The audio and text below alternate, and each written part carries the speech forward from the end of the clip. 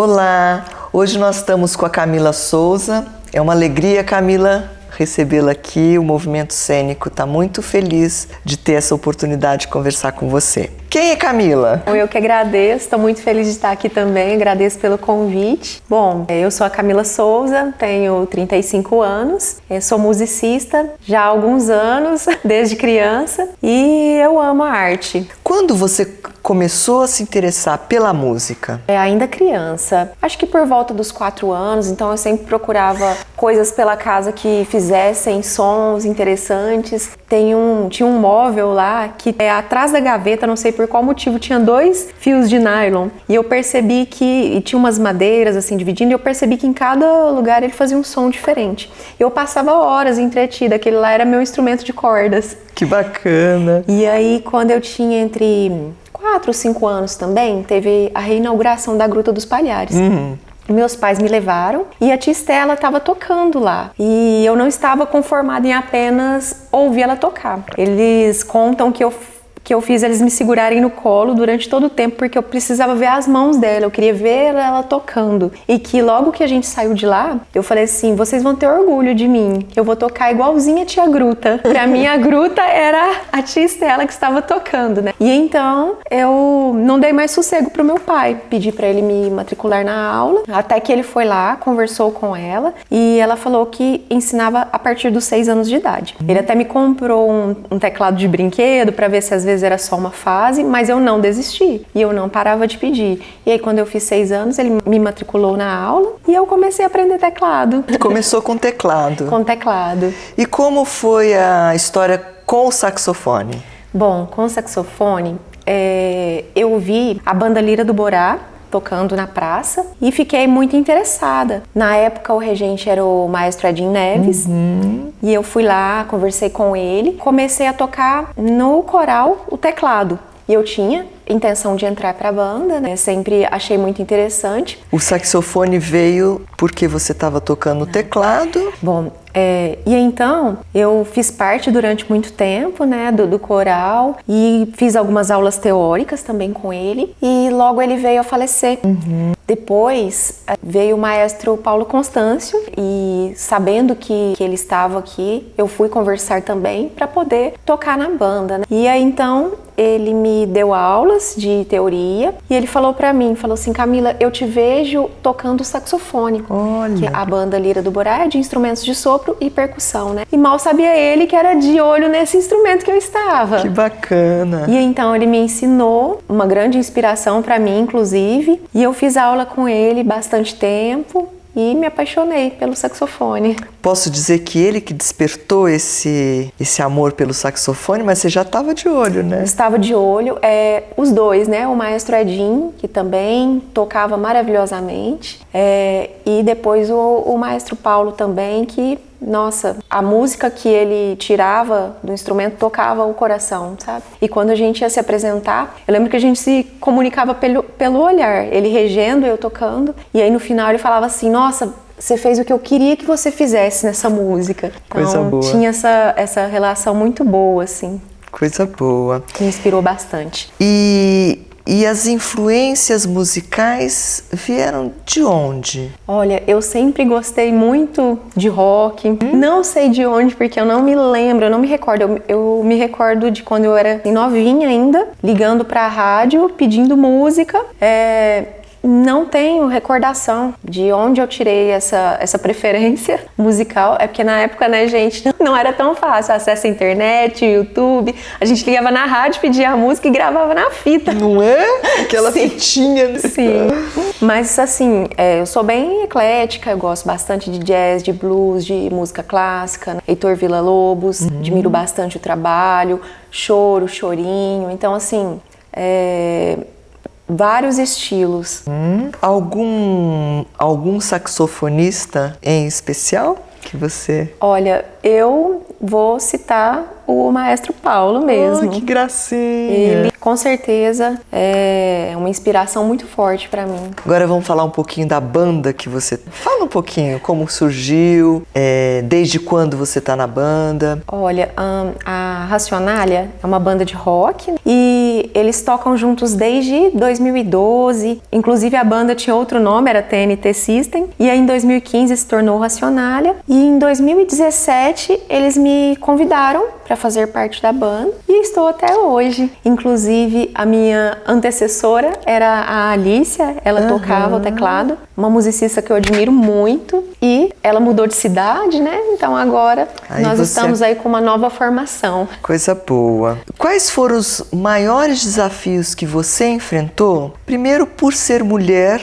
na área da música. Vamos começar aí pelo... Olha, são muitos desafios. Tem a questão da família, né, que às vezes acha muito bonito, mas quando vê que tá ficando sério o envolvimento com a arte, às vezes se preocupa se vai ter área, né? Se realmente é o melhor caminho. Tive também, assim, muitos problemas. É sexismo mesmo, de achar que uma mulher às vezes não vai ser tão boa quanto um homem. A gente toca na noite, então, infelizmente, às vezes até parte de alguns colegas achar que a gente tá disponível. Infelizmente ainda tem muito isso de os homens eles não apreciarem, eu falando de forma geral, o trabalho das mulheres, não admirarem o trabalho das mulheres, né? Mas sim verem a gente como um objeto de desejo, mas a pessoa ali, e não levar tão a sério o nosso trabalho. Então tive vários problemas nesse sentido.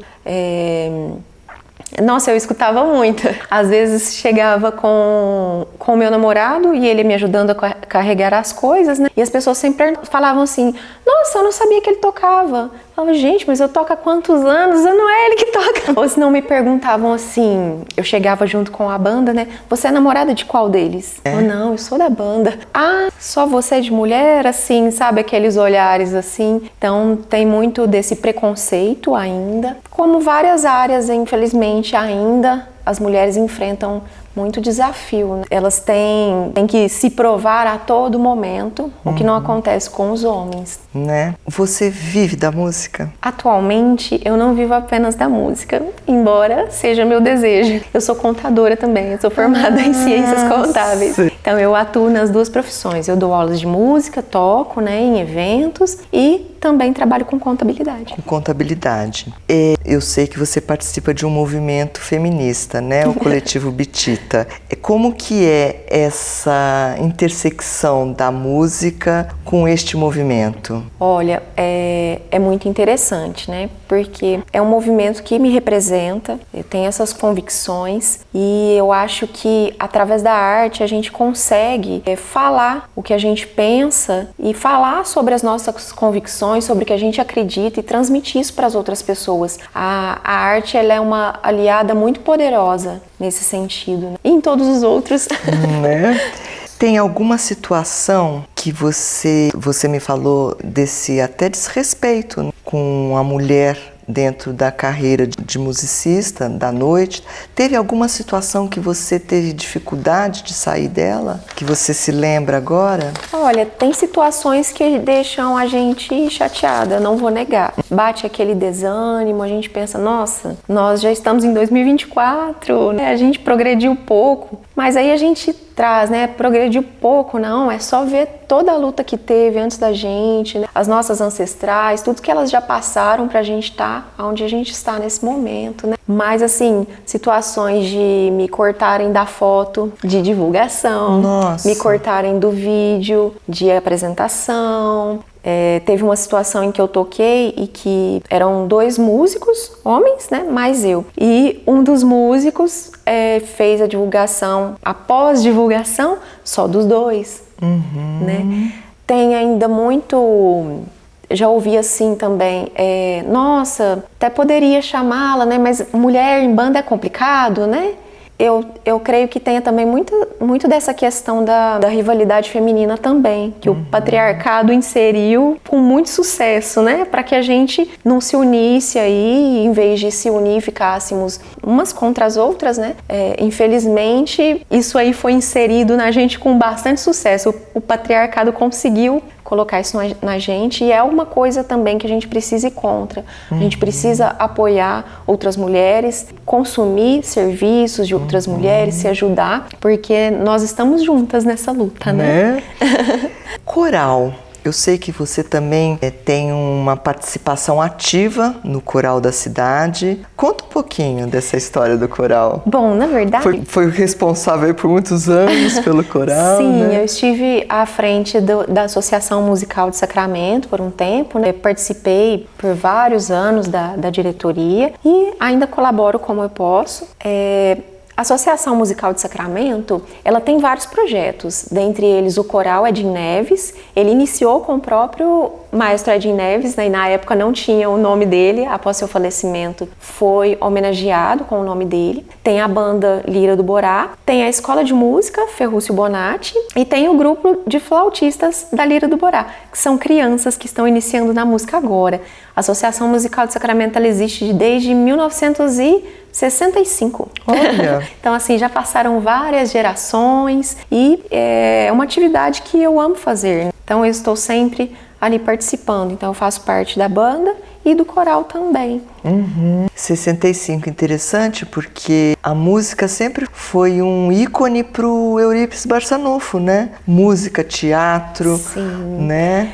A arte tem disso, né? Sempre que eu vou explicar para os meus alunos, principalmente as crianças, né, o que é música, eu sempre explico o que é a arte de expressar os nossos sentimentos através dos sons. Eu acho que tem muito a ver com isso, né? Expressar o que a gente sente mesmo, transmitir o que está na gente. E unir as pessoas, né? A música é uma forma de união, de participação coletiva, né? Com certeza, com certeza. Me fala uma coisa, quais são os seus projetos? O que você tem aí de projetos? Olha, a minha meta, o meu plano é que eu possa levar a minha arte para vários lugares do país. Olha, gostoso. Eu tenho alguns projetos, algumas parcerias né, que eu estou desenvolvendo e eu espero que eu possa concluir em breve. Ótimo.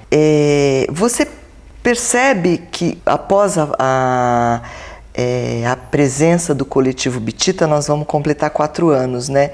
Teve alguma mudança com relação ao respeito da mulher na música? Você sente que já existe uma mudança, uma contribuição do coletivo Bitita por ser um movimento que olha para as questões feministas? Eu sinto que nós estamos caminhando, porque um dos objetivos do coletivo, o próprio nome já diz, né? Ser um coletivo, é unir as mulheres, né? Quanto mais unidas nós estivermos, mais nós vamos conseguir nos inserir em várias vertentes, né? Inclusive na arte, na música, e o apoio que é dado, a troca de ideias que é valiosíssima, né? Então, tudo isso, com certeza. Ótimo. Como você equilibra aí contabilidade, banda, ser professora, ainda, né, família? Como que é essa organização no dia a dia? Bom, a gente dá um jeitinho, né? Eu trabalho com contabilidade em horário comercial e dou as minhas aulas após o horário comercial e às vezes até no horário de almoço também. É mesmo? Fica um pouquinho corrido, mas eu acho que vale muito a pena.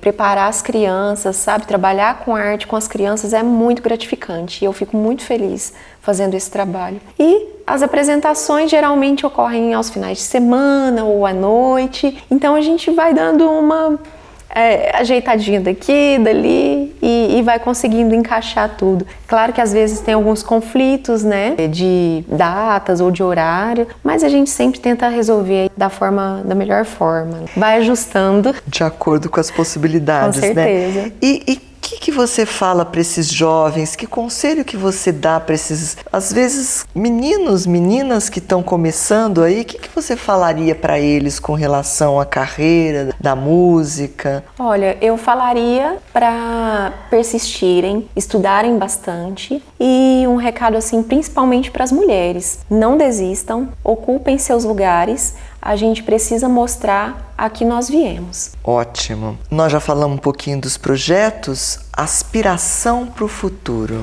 Onde você se vê no futuro? Bom, no futuro eu me vejo vivendo principalmente da minha arte e podendo levar para vários lugares a minha música. Esse é o meu maior desejo. Muito bem, Camila, muito obrigada. É uma alegria estar conversando com você e você estar aqui conosco. Eu que agradeço, eu estou muito feliz de estar aqui, estou honrada pelo convite. Muito obrigada. Estaremos juntas lá no FLAR, né? Com certeza. Então tá bom, obrigada.